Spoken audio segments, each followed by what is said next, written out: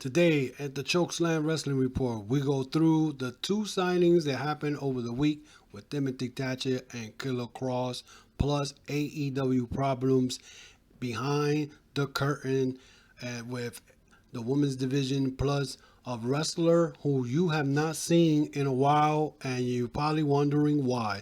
That and much more at the Chokeslam Wrestling Report here today.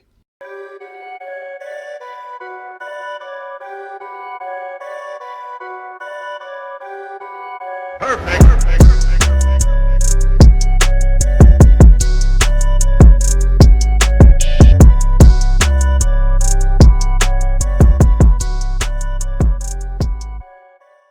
Welcome back to the Chokeslam Wrestling Report. I am your host, the Ultimate One. I want to thank all the subscribers who've been checking out this channel and helping out, giving me my thumbs up, subscribing to the channel. I appreciate it. But today we're going to go right quick, straight up to what's going on behind the curtain and stuff that happened over the week. First of all, let's start off with the big signing with the biggest free agent that was out there, and it was Kross. It made sense to me. I wasn't really happy about it because I thought he was going to go to AEW, but he ended up signing with NXT, and of course, it makes a lot of sense. His girlfriend, Scarlett Bordeaux, his fiance, whatever she is in there right now. So I'm sure she was part and, a big, one of the ones that probably said, look, they're going to give you this and they're going to give you that. They're promising you this, promising you that. Triple H probably got into her ear and said, look, tell him to come. We got big things for him, whatever. And he went and ended up signing with NXT. Also, in that signing was Timothy Thatcher. And if you guys don't know who Timothy Thatcher is, do your research. This guy, the last time I saw him was in Major League Wrestling, a good technical wrestler. The only reason he hasn't been signed was because about 5 years ago, WWE saw him wrestle in some independent show. And they offered him a contract. He said no, that he was good, because his mind was to get signed by a Japanese promotion or wrestle in Japan. And of course, 5 years later passed. He never bothered to get signed by New Japan or any other wrestling promotion. He wrestled in Rev Pro. He wrestled in CZW, MLW. So this guy is pretty good. So that's a good plus for the NXT brand. I'm sure they could put him in the UK and put him there with Imperium. He could team up with Walter. He fits right in there. As far as Kross is concerned, my biggest fear, of course, is that once Kross finishes up in NXT, they're going to ship him up to the Raw or SmackDown roster, and then from there he's going to get fed to guys like Seth Rollins and Roman Reigns, because that's what they do. The guys who were part of the creative team of WWE and they create themselves outside of WWE, that's what happens. They go and they put them out there against guys like Roman Reigns, Seth Rollins, and next thing you know, they nobody. They're jobbers. Look at Ricochet. What's going on with Ricochet right now? I mean, he's getting a title shot at Brock Lesnar in Saudi Arabia, but because Brock Lesnar has no one to wrestle, so of course they put him in there because of what happened in Royal Rumble. He doesn't deserve a world title shot, to be honest, true. But I got a friend of mine who told me, well, he could do the same thing that he did with like what AJ, Daniel Bryan, and Finn Balor did with Brock, but you can't compare Ricochet with these three guys that I just mentioned. Those guys are world-class wrestlers. Not that I'm taking anything away from Ricochet, but if you wanted to put him in there later on down the line, then you should have booked him better. That's my beef about it. And as far as, like I said, Kross being in NXT, what WWE should do is just make NXT a brand and leave the roster alone. Don't touch it. Don't touch it. Because in reality, let's be realistic. NXT is the brand that is carrying the rest of Raw and SmackDown because they're professional wrestling. But McMahon, who now had the stock market report or whatever he did over the week, he said that he's not changing anything and that he has confidence in NXT. So let me get this straight. You're expecting NXT to carry the rest of your Raw and SmackDown. So the other guys are not going to do nothing. They're just going to sit back, give you bullshit storyline like the Lana, Rusev, and Lashley. So we're supposed to sit on Monday nights and watch this garbage. Really, McMahon? You out of touch. And that's why I cannot wait. We out of the picture. and your son-in-law takes over. Because your son-in-law, as much as I'm not a big fan of Triple H as when he was a wrestler, because he stepped over a lot of wrestlers to get his little, his name to be on top of everything, and all the glamour and all the glitz and all that. But his mentality of professional wrestling is great. So, and then again, he's been around legendary wrestlers like Ric Flair and other wrestlers, so he knows professional wrestling the way it's supposed to be. Now, so with that being said, let's put the NXT brand as the number one brand. It is the number one brand, no matter how you put it. So, it's just a little nonsense that what I'm seeing here. Let me see if anything else from any more information of WWE here, because I'm sure I have a notes of WWE, of course. Let's see. Not really. But again, yes, Hector Garza, or whatever the name is, Angel Garza, who was in NXT. They went and they brought him up this week to Raw. And my first question and my first impression of it was that WWE is trying to do what Major League Wrestling is doing right now. If you guys ever heard of Promoción Dorado, which is run by Selena De La Renta, if you notice, she has La Parka, LA Park, LA Park. You used to have Conan, have Low Key, all these wrestlers with Latino or Latin descent. And she used to run that in MLW, and it's like the hottest faction right now in MLW. Here we're seeing the same crap in WWE, where now all of a sudden Andrade is suspended for 30 days, and now you got Selena Vega managing Hector Garza, and now she's managing Andrade, who's got suspension, but they're going to be feuding with Humberto Carrillo and Rey Mysterio, a Mexican group. And you know very well, guys, that when it comes to international flavor, WWE does never succeed in that. The last guy who was a Latin descent that did pretty well there, that won a world title, was Eddie Guerrero, or Rey Mysterio if you count that, but they gave that because Eddie Guerrero had died. But Eddie Guerrero. And then, and when it comes to Japanese, I heard Triple H trying to get Okada. Okada's not coming to WWE. I'm telling you that right now. He is not leaving New Japan, where he's running New Japan, to come to WWE. That's not going to happen. So, especially if Nakamura has the ear of Okada telling him, don't come. Because Nakamura right now, he knows he's going to be a jobber for the rest of his contract. And he re-signed. So, that's going to be a sad situation. The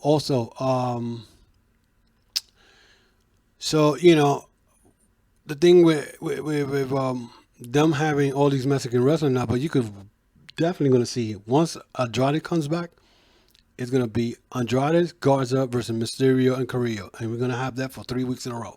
I'm telling you that right now. It's going to probably be in our next pay-per-view pre-show. I'm telling you that right now because it's going to happen. So I don't know. It's just nonsense from WWE, but. Like I said, Timothy Thatcher, with him signing with NXT, Timothy Thatcher is a very good wrestler. Like I said, he wrestled everywhere. I think he fits very well. He could be part of the Imperium, go to NXT UK, and probably he will be able to do well. Real quick notes, because this is going to be a short video. I'm not trying to bore you guys this week, but I'll give you a couple of notes here. Jeff Cobb and Dan Maff will be a tag team versus Kenta and Ichimori. So that's going to be for the Supercar. Supercar of Honor.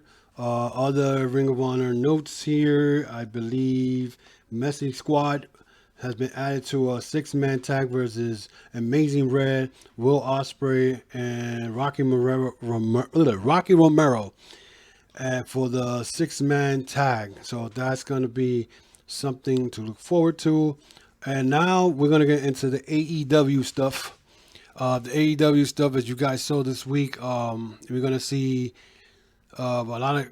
We saw the Cody Rhodes getting 10 lashes from MJF, which was very, very, very emotional segment, which I was very invested in. But that's gonna be something that I look forward to. His back was a mess. They showed that on Instagram and on Twitter. Cody's back was a mess. It was horrible. But AEW news, which I'm going to bring right now. First of all, Awesome Khan. She is done with AEW. She is no longer with AEW. The Nightmare Collective is no longer a group that got disbanded after what we saw this past Tuesday, AEW Dark. Awesome got jumped by Luther and Melanie Cruz, and Awesome Khan got hurt legitimately. So she's gone. She's gone for AEW. Don't know why, but she is not to be back. Another thing that many of you AEW fans haven't noticed, that Jimmy Havoc has not been on TV. He hasn't been in AEW Dark. He has not been in AEW TV at all, any Dynamite. Well, because that's maybe because he's either sitting out his contract or he got fired. Because according to reports, was that he was in a Tony Schiavone's party. He got into it with Excalibur. He swung on Excalibur. Excalibur in return grabbed him, put him some type of chokehold in front of Tony Khan. So, is he fired? Is he got let go? We don't know, because he's still in MLW, feuding with Mance Warner and having all these death matches. And I'm saying to myself, why is it he's still there? MJF is gone already. He finished up with MLW, and Jimmy Havoc is still there. So I don't understand that. So Brodie Lee, aka Luke Harper, is coming. He is coming in March, and supposedly there's word that he's going to be teaming up with a former Killer Elite Squad member and former IWGP Tag Team Champion Lance Archer. There's word that they're going to be a tag team. So if that's to happen, it's not good for the AEW Tag Team division with these big monsters in there. I mean, I would love to see Brodie Lee versus Luchasaurus, or Brodie Lee versus Jake Hager, or Luchasaurus versus Brodie Lee, or Lance Archer. This is something to look forward to, and I'm really looking forward to that. Also, AEW World Champion Chris Jericho was in an interview and claimed, or not an interview, but he had claimed that Vince McMahon had told him to go when he approached him about him going to sign with AEW, because according to Jericho, McMahon did not have no offer for Jericho to return to WWE. And once he signed with AEW, that's when McMahon decided he wanted Jericho back, but it was too late. And he asked Jericho if there was any way for him to bail out of his contract.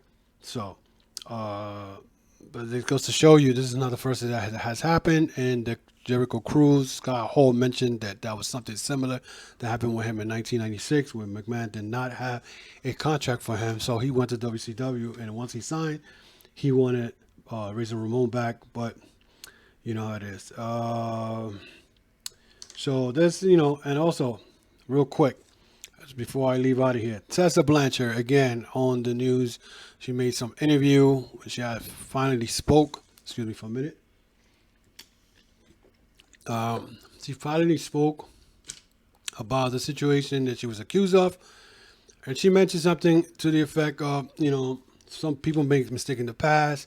What you say in public and what you say in private is two different things. Tessa, that's what I think you're doing, bullshitting us.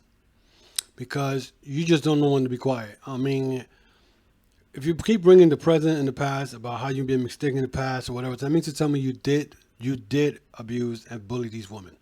I mean, this is not only come from everybody else, even though it sounded, like I said, when it came out, it sounded like a bunch of hating chicks who were pissed off because she was about to make history. But the fact that all this is coming out now, and then you're coming saying that you've done mistakes in the past, it leads me to believe that you did bully a lot of these women, and they kept quiet probably for fear of not being booked, and maybe because they felt that you had some leverage in the business, and they didn't say nothing. If it wasn't until you opened that can of worms where you tweeted out about women being united, that they felt that they needed to speak out.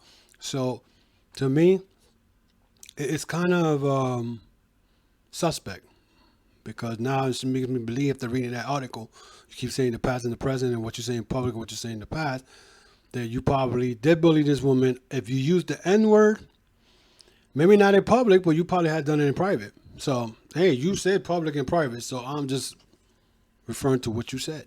So, it's sad. It's very sad that this got to be hovering over her after what she did in January, becoming the first woman ever to win the men's division world title.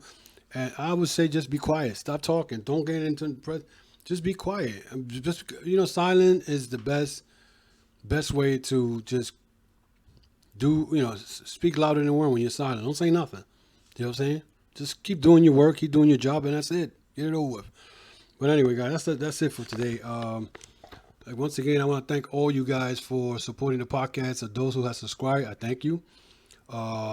Again, if you like what you hear, like I said, I'm not the type to say I got the number one podcast. I know what I'm talking about. I'm giving you my opinions and what I see in my own eyes. That is why this is my platform where you could probably leave me a comment. Give me a thumbs up if you like it. Give me a thumbs down if you don't like it. If you want to leave me a comment, that's fine. Again, I appreciate everything you guys do for me as far as supporting this podcast. If you like what you hear, subscribe to the channel, hit the notification bell, hit a thumbs up. It helps greatly for my channel.